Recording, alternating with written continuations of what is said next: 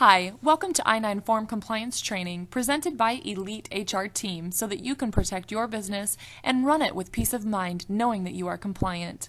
Today we present to you I-9 training and we will cover what the I-9 form is, how to fill out the I-9 form, record-keeping requirements with the form, and risks, the financial risks associated with this form, and then we will also go through the 10 most common mistakes made with this form. Enjoy the free training. Filling out employment forms might seem like an elementary task, but the truth is, filling employment forms out incorrectly can cost your business hundreds, thousands, or millions. What is the I-9 form? I hope you're not asking this question because it is a form that is required to be kept on file for all employees. So anytime you hire somebody, you must have them fill out this form and furnish proof that they are eligible to work in the United States. We will get into the details of the form throughout this training. The agency that regulates the form is technically ICE, or the United States Immigration and Customs Enforcement Agency. However, technically speaking, the Department of Labor, the EEOC, which is the Equal Employment Opportunity Commission, and other government agencies have the right to audit your files. Why is the I-9 form important? Well, it's important that you verify your employees are eligible to work in the United States.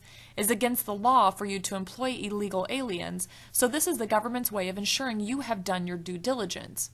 And quite simply, it's a form mandated by the government, so it's important if you want to protect your bottom line and fines that you have this form on file and filled out correctly. Now, let's talk about financial risk related to the I-9 form. There are civil fines and criminal penalties for Form I-9 violations. This is a very serious form. I'm not going to go through all of the details here because you do have it. You can pause this slide at any time and read the whole table, but I just want to illustrate a few things for you. I'm going to skip to the second row, which is failing to comply with Form I-9 requirements. And if you look at the two columns under the first offense, there's a minimum and a maximum fine for the first offense on these forms. So for simply failing to comply with the requirements of the form, the first time you're audited, your risk is $110 to $1,100 per form. Now this is outlined by the government. It is every single form. So you can see how these fines can add up, especially if you have multiple employees and your I-9 forms are not compliant. You get into the second and the third offenses. For this specific item, the fines do stay the same. But you can see on the other items, the maximum fines go up to $16,000 for each worker. So it really starts to add up, and we'll get into a case study here in a few slides. So I definitely need to touch on criminal violations and engaging in a pattern or practicing of hiring, recruiting, or referring for a fee of unauthorized aliens, so employing people that are illegal, engaging in anything related to that. The first offense can be a fine of up to $3,000 for each person and up to 6 months in prison for the entire pattern or practice. So and then it outlines the second and the third offense. So you can see how there's not only monetary risk here, there's also criminal penalties. So just make sure that you're doing things correctly. Now let's discuss the case study we mentioned earlier. In 2013, an I-9 audit we were hired to conduct found over 100 non-original, or meaning faxed or copied I-9 forms, which is not compliant. They would have been facing at least $320,000 in fines, but potentially over $1 million with all of the form violations we found had an auditor got to their files first. They were audited by the Department of Labor and EEOC several weeks after we finished this study, and so they would have definitely seen a lot of fines, and we were able to help them avoid that. So I want to tell you and suggest you do not wait to audit your I-9s and correct non-compliance. Do this now. This is not something that you should just wait to do and put off. I know that it's not a fun task, but it is necessary if you want to protect your bottom line. Here, we outline the I-9 form process. First, the employee accepts offer for employment, and then the employee completes Section 1 of the form no later than the first day of work for pay. Next, the employee gives the documents showing proof of their eligibility to work in the United States, and the form that has Section 1 filled out back to the employer. The employer then completes Section 2 of the form no later than the 3rd business day the employee starts work for pay. If the employee's work authorization expires, then Section 3 must be completed. Otherwise, the form does not need updated. Now we're going to go into 10 common I-9 mistakes. Number 1 is not filling in the blanks. Every box on this form needs to be filled out and acknowledged. If there is something that is not applicable, then you must put an A. And be mindful of this as you're going through it. If there is no maiden name, then put an A. Don't forget to fill out your states. You get the point. It's very simple, but these fines add up, as you can see. The second mistake is not having the employee fill out Section 1. So sometimes people copy their identification and staple it to the form, and the employer signs that they verified it, but the employee has to fill out Section 1. So don't make this costly mistake. The third mistake is filling out the preparer or translator section as the employer. As the employer, you do not need to fill out that section. You need to fill out Section 2 and verify the documents they've given you and that you've seen them in the original state. But you do not need to fill out the preparer or translator section as the employer.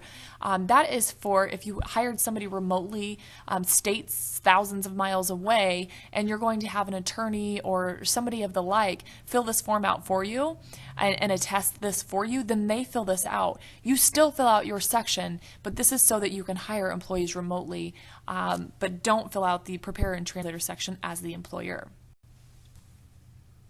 Another common I-9 mistake is not keeping the form long enough. There are time requirements for how long you need to keep these forms. The requirements are that you keep the form for at least 3 years from the date of hire or 1 year after the termination, whichever is longer. So if you hire an employee and they don't stay with you but a few months, 1 year after termination would not be long enough to keep that form. You must keep that form on file for at least 3 years from the date of hire or 1 year from the date of termination, whichever is longer.